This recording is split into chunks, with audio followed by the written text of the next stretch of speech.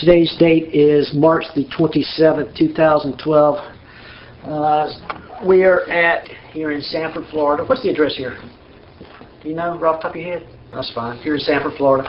Speaking is Special Agent Supervisor David Lee with the Florida Department of Law Enforcement. Also present in the room is Special Agent Supervisor Tony Rodriguez with the Florida Department of Law Enforcement. And is that correct, sir? You're right. As you can see, the conversation we're having is being tape recorded. Okay. Can you just raise your right hand, please? You solemnly swear or affirm a statement you're about to give will be the truth, the whole truth, and nothing but the truth? I do. Okay. What is your, for the record, state and spell your full name. Okay. And what is your current title? Yes, I'm sorry. Okay. How long have you been employed as a... 8 years. 8 years now? Mm.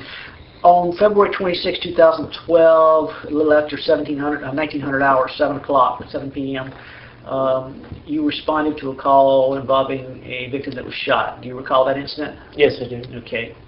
From the, I guess, the time you received a call until you departed the scene, can you kind of give me a narrative of what occurred, what you did? All right. Well, we were already on the road when the call came in. We were coming back from Orlando. We saw the cops responding. Knew something big was happening because there was a bunch of cops. And not even a minute later, we got the call for the shooting. So we were on scene pretty quick, within 3-4 minutes probably. Grabbed some equipment, and officer was waving us down. Said that he had one victim that was shot, and I said okay. So we had got a call that it was 2 people initially, but he said there was just one that was shot. So I said okay. So we made our way behind the apartment where we parked, and saw the victim laying on the ground, kind of in the grass, off the sidewalk. And police were there. They were already doing CPR. They were doing not really mouth to mouth, the mask. So told him to stop, put him on the heart monitor. Heart monitor showed no activity, and just called it right there. Okay. You're responsible for making that call based on what you read on the heart monitor? Yes. And what did you see on the heart monitor that made you decide that, okay, there's nothing we can do? He was basically flatline. Flatline? Mm-hmm. Okay. And once you made the call, what occurred then? As soon as we made the call, just basically took him off the monitor and just left him the way he was. No one else touched him. We just kind of packed up everything and just made our way out of the scene. Okay, who was assisting you with, the person we're talking about now would be been subsequently identified as Trayvon Martin? Yes. Okay. Who assisted you with your treatment or attempted treatment of Mr. Martin? Okay. But like I said, we really didn't do really much hands-on at all. It was basically they stopped CPR, put him on the heart monitor. How do you do that? Can you explain it to me? Well, shirt is up because they were already doing CPR, so they have what they call 4 leads. It goes like left arm, left leg, right leg, basically. And then that would pick up his rhythm on the monitor. If he had some kind of rhythm, it would show a rhythm on the monitor. Okay, and he didn't show anything? He had a few little beats here and there, but it's basically flatline. Okay, so enough where your training told you that it was nothing y'all could do at that point in time? Yeah. Okay, once you withdrew from that scene, did you treat the other gentleman there, Mr. Zimmerman? Yes, I did. Okay, what kind of treatment did you render him? Well, we made our way up to the police car. He was sitting in the police car. He was in handcuffs. I asked the officer if he could open the door and at least let him swing out so we can evaluate him. He did so. Basically, just evaluate him. He had, cuts and abrasions on his face, his nose looked like he had some damage. He had a cut in the back of his head, and we basically just cleaned him up. Did he make any statements to you as to how he received his injuries? No, he didn't. Did he make any statements at all while you were there? No, he was pretty silent. Okay.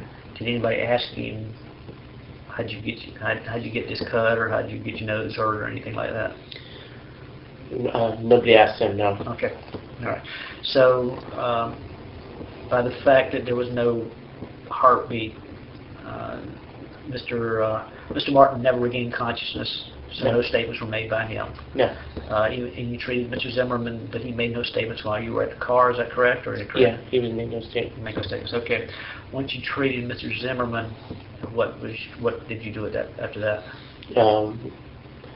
We stood him up and we lifted up his shirt, kind of just checked him over real quick, and then sat him down, cleaned him up. The wounds had basically stopped bleeding. Told the officer there that he was going to need to go to the hospital probably and get some stitches. And the officer said, okay. And I said, do you want us to handle taking him, or are you going to take him? And he said, we'll take him. And that was basically all we did. Okay. Said, okay. When you stood him up, what were you looking for? To see if any other kind of wounds or anything underneath his shirt. Okay. And, any cuts or any other abrasions or any kind of bruising or anything like that. Do you recall seeing anything? No. Just basically from the shoulders up on the face and the head. Okay, everything else was Yeah, it looked okay. No redness or anything like that? Yeah, nothing else. Okay. All right. Tony, you got anything? It's just, can you describe the wounds in detail that you saw Mr. Zimmerman, Well, he had a definite laceration to the back of the head. I mean, he had like real short, like almost like ball type. Mm-hmm. So you could tell. I mean, it was pretty big. It was probably about at least an inch by about half an inch wide. Okay. So I mean, it was a definite wound back there. He had some abrasions on his forehead. He had kind of like a deformity on the nose, kind of looked as swollen. He had some abrasions on his cheeks and his face. Okay. Okay. How many abrasions to the back of the head? He had just the one big cut on the back of his One head. big cut?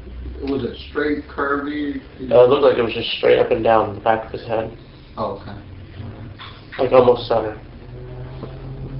Very good. Did you happen to examine his hands? Anything? We looked at he was in handcuffs the whole time. He was never taken out of handcuffs, but basically what we did was, he had blood on his arms and his hands, so we just kind of basically cleaned them off. Took some peroxide and some gauze and just kind of cleaned off to make sure, he didn't have anything else that was seen, and just basically washed his hands. The handcuffs behind his back or in front of his back? He's behind his back. Okay.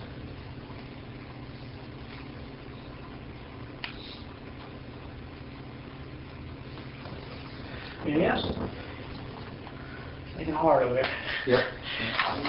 Is there anything that we haven't asked you about that you think is important that we need to get on the record concerning this incident? Not that I could think of. Okay. We didn't really have much contact with Trayvon, just enough to, do the heart monitor. How long does that usually take to make an assessment like that? Less than a minute. Less than a minute? Yeah, I think within like a minute of us being on scene or making contact, I called it. Okay. So you basically sit down, put your pads, watched it for, how long does it take for the pads, how long do you watch the monitor before you say, okay, that's About it? 30 seconds. 30 seconds, and then it was like done. Yeah, there's a button on there we could press different leads because it's in lead 2. We can go through lead 3, AVF, AVL, and 1. Kind of just cycle through just to make sure it's, assistly in all the leads, and then we call it. Okay. All right. It's now approximately, it's now 2:21 p.m. That concludes this interview.